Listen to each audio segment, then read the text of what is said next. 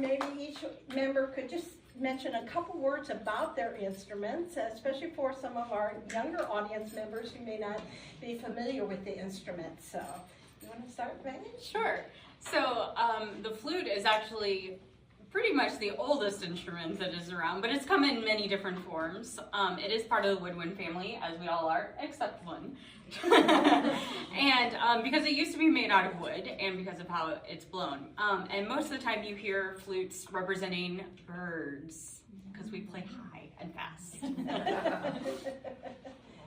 Oh, okay, well, my instrument is the oboe. It's made out of grenadilla wood and silver keys. It's what's called a double reed instrument.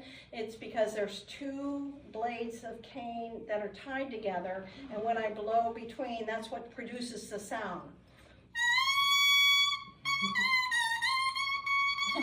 So that's what makes the whole sound, and then when I put it in here, it produces a sound. It was invented in France, and it was called the hautbois, H-A-U-T-B-O-I-S, which means high wind. So it's been around for a while. All right. I'll stand so you can see.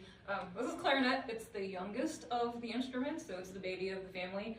Unlike the oboe, it has a single reed, so just one piece of cane against the mouthpiece. And it kind of has a dual function, like the flute and the oboe, they can play crazy high notes, and the bassoon and the horn, they can play really low notes, but we're kind of in the middle. So sometimes we get to play the melody, and sometimes we get to play the accompaniment, so we can play pretty low. We can also play really high. So we got the best of both worlds.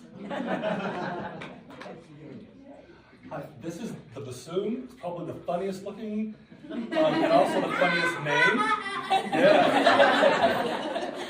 So this is the bass instrument of the Woodwind Quintet, usually playing the low notes on everything. This is instrument made of maple, and it actually, you stretch it out from the tip to the end. It's about 8 feet long, 8 feet in length. It comes down and then it kind of doubles back on itself and comes back on this side.